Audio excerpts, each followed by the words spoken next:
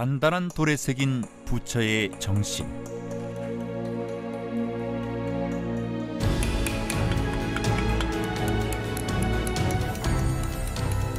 위대한 유산 화엄석경, 그 천년의 비밀을 밝히다.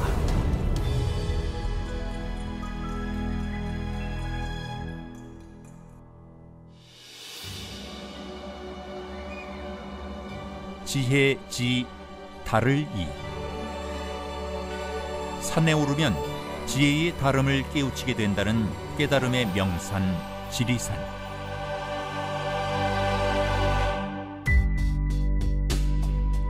지리산 자락에 위치한 화엄산은 1500년의 유구한 역사와 수많은 문화유산을 보유하고 있는 한국 불교 문화의 중요 사찰이다.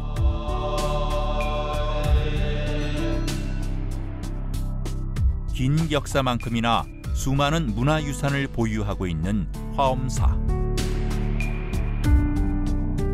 아름다운 모양의 석등을 자랑하는 국보 제35호 사사자 3층 석탑은 불국사의 다보탑과 더불어 이형 석탑의 쌍벽을 이루고 있는 우리나라 대표 석탑이다. 이 밖에도 수많은 국보와 보물, 지방문화재들을 보유하고 있는데 이 중에서도 우리가 주목할 만한 문화유산은 따로 있다.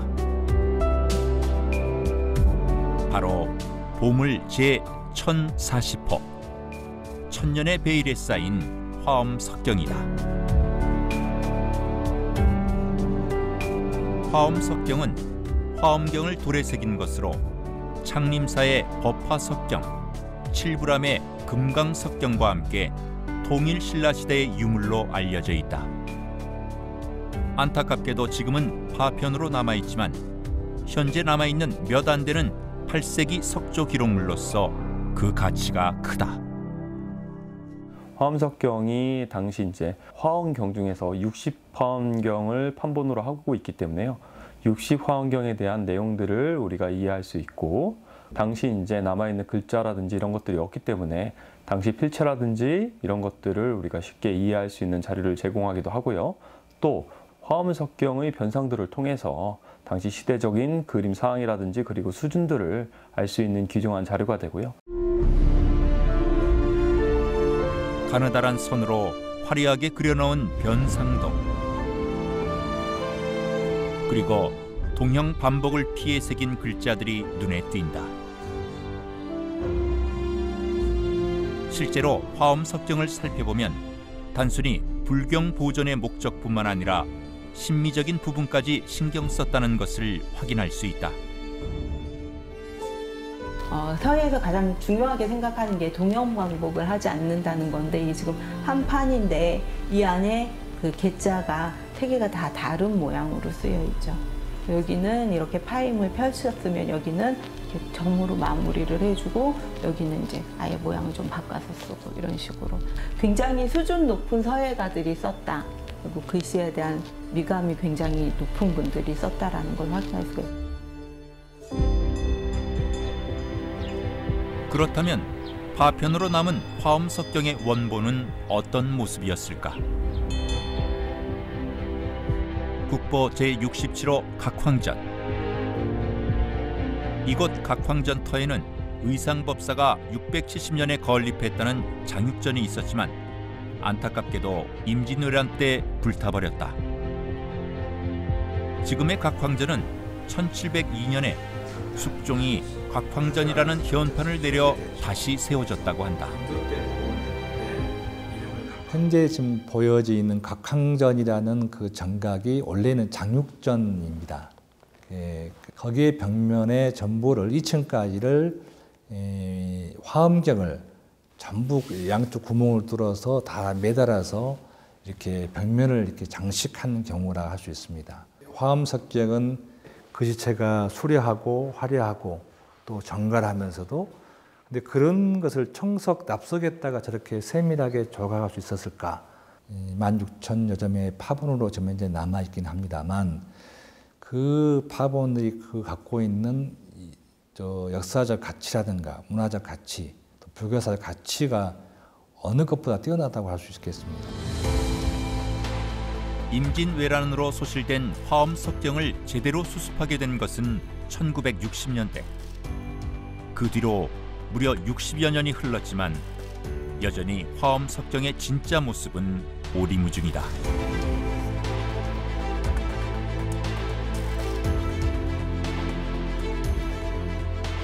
우리는 화엄 석경의 실체에 한 발짝 다가가고 싶었다.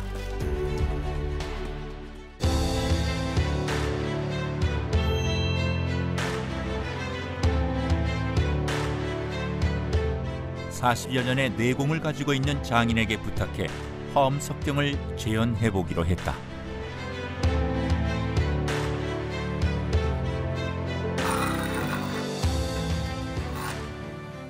기계가 없던 통일신라 시대에 60권본의 석경을 작업한다는 것은 어떤 의미일까?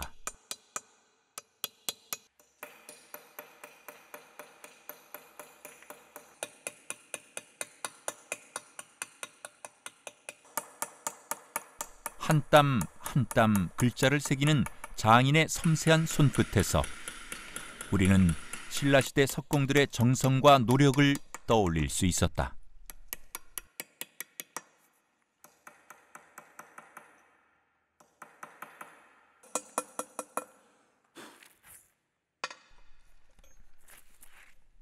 장인이 화엄 석경 6자를 새기는 데 소요된 시간은 약 1시간 20여 분이다.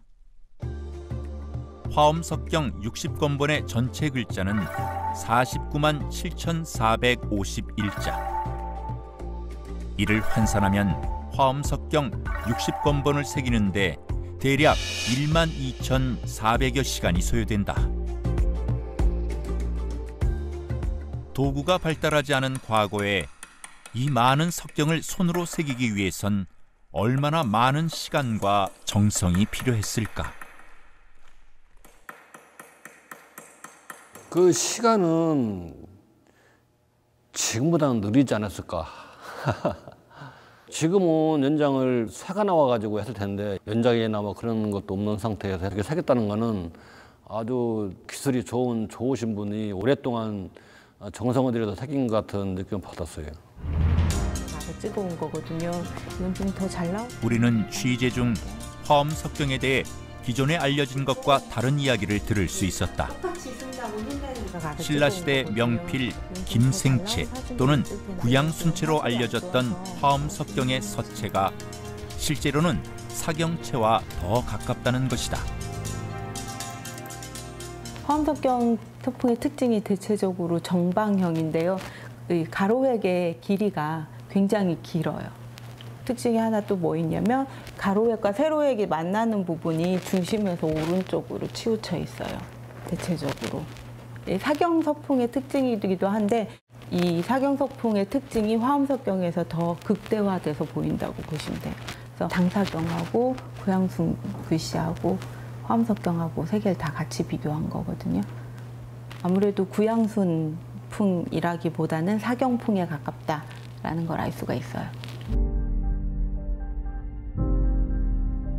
화엄 석경의 조성 시기는 8세기에서 9세기로 학자들마다 이견이 있다. 조 위원은 화엄 석경의 서풍과 각법에 대한 연구를 통해 조성 시기를 유추할 수 있는 몇 가지 근거를 찾아냈다고 한다. 대체적으로 학자들이 금강석경을 가장 이른 시기로 봤고 지금까지는 화엄석경을 가장 늦은 시기로 봤었거든요. 그런데 거의 똑같아요. 보시면 아무리 똑같이 쓰려고 해도 이렇게까지 담기가 쉽지가 않거든요. 그래서 그러니까 같은 시기에 이루어진 거고 동일 집단이 화엄석경과 금강석경을 만들었다고 보여집니다.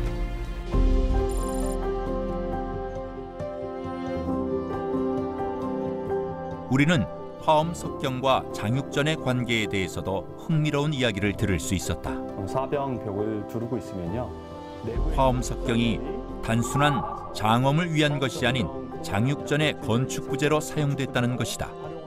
활용 안 하고 여부 이 문제가 있기 때문에 화엄 석경에 남아 있는 약간의 건축 부재 흔적들이 있습니다. 그러니까 밑단에 기역자 홈이라든지 그리고 난 다음에 구멍이라든지 이런 것들을 통일신라 시대에 나오는 석조 유물 중에서 일부 홈이 있는 요소들은 반드시 외부에 쐐기홈이라든지 은장이라든지 이런 것들을 삽입하기 위한 용도로 사용되고 있고요. 돌을 그만큼 얇게 가공한다는 건 상당한 어려움이 따릅니다. 그 와중에 돌 중간중간에 홈을 판다는 건 반드시 건축적 부재를 혼합하기 위해서 그 돌들을 팠다라고 생각하시면 됩니다. 화엄 석경은 위쪽 구멍에 나무를 끼워 벽면에 고정하고 위아래 네모난 홈과 측면 홈에 나무를 맞춰 연결하는 방식으로 벽체를 이뤘을 것으로 추측된다.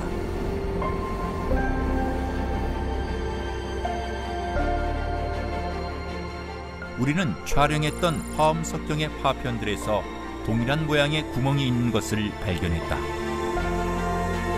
석경에 남아있는 일자 모양의 홈과 기역자 모양의 홈이 바로 그것이다. 실제로 꽤 많은 석경에서 이러한 형태를 볼 수 있었다. 장육전에 화엄 석경이 있다라는 견해는요, 여러 선생님들이 의견을 제시해 주셨습니다. 가장 대중적인 견해들이 실제로 화엄 석경이, 그러니까 각항전의 내진 벽에 이렇게 둘러져 있다라는 견해가 있고요. 그리고 두 번째 견해가 내진 벽에 있으면 화엄 석경이 제대로 보이지 않기 때문에 건물 내부에 있는 불단 아래 이렇게 조성이 됐을 가능성이 있지 않겠느냐라는 견해를 제시하는 분도 있습니다. 그런데 이제 여러 가지 60화엄경의 전체적인 내용이라든지 양으로 볼 때는 불단 내부에 장식되어 있기는 좀 어려운 부분이 있는 것 같고요. 분명히 건물이 외벽으로 있었을 가능성이 크고요. 그 외벽 중에서도 외진보다는 내진 벽으로 사용되었을 가능성이 커 보입니다.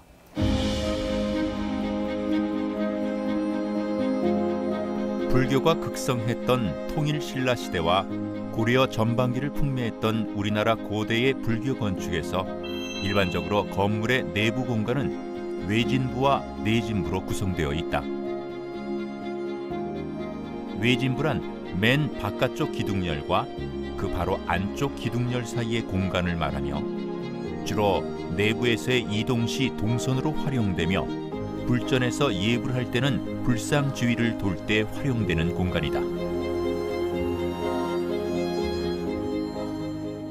내진이라는 것은 바깥 기둥이 아니라 안 기둥, 안에 돌아가는 기둥, 그 안을 내진이라고 그러고, 그러니까 내진이라는 것은 중심부, 외진이라는 것은 그 내진 둘레로 돌아가는 공간, 그걸 외진이라고 그래.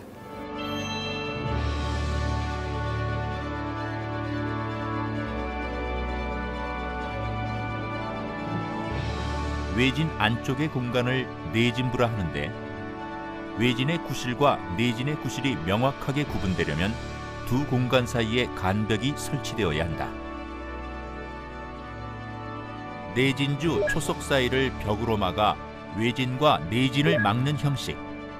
이 내진부의 벽체 역할을 했던 것이 화엄 석경이라는 오세덕 교수의 의견이다. 석경에 대한 부분은 기본적으로 불교를 순사하는 나라들은 석경을 만드는 경우가 있습니다. 화엄 석경 같은 경우는 건축물로 사용됐다라는 게 다른 나라에 있는 화엄 석경과는 좀 다른 부분이고요. 각항전, 그러니까 전신 장육전에 사방에 둘러져 있다면 건축적으로 실제로 유일무이한 우리나라에 전해지는 석경 중에서도 최고의 가치를 지닌다라고 할 수 있습니다. 스님께서 전해오는 부정의 비밀스러운 가르침을 중심이 있습니다. 2018년 6월 화엄 석경에 대한 본격적인 연구가 드디어 첫 발을 떼었다. 수많은 학자들이 모여 화엄 석경에 대한 의견을 나누는 자리. 지나온 역사가 긴 만큼 다양한 가설과 연구 결과들이 공유되고 있다. 아직은 방대한 파편을 연구할 인력과 자원이 부족한 상황이지만 소중한 문화유산의 올바른 복원을 위해 묵묵히 한 걸음씩 나아가고 있다. 왜 문화재를 복원해서 활용하려고 할까라는 생각해 보면 과거 시대의 정신이 현재의 내 모습을 성찰할 수 있고 현대 모습의 성찰을 통해서 미래의 내 모습, 미래의 우리 정신을 또 만들어낼 수가 있는 것입니다. 그러기 위해서는 석정 그대로를 복원해보는 것이 중요하다 생각을 합니다. 더불어 행복하고 같이 사랑하고 같이 자비할 수 있는 화엄 정신을 화엄 석정의 복원 작업을 통해서 석정의 정신을 국민들과 같이 공유하는 것이 가장 중요하지 않겠나 생각합니다.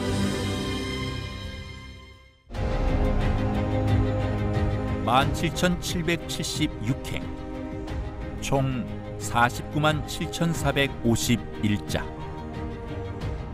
화엄 석경을 나타내는 수치는 헤아릴 수 있으나 그 안에 담긴 수많은 이야기와 가치는 헤아릴 수가 없다. 화엄 석경에 새겨진 호음은 단순한 글자가 아니다. 그것은 땀과 정성으로 만들어낸 우리 민족의 혼이 담긴 기록이자 역사이다.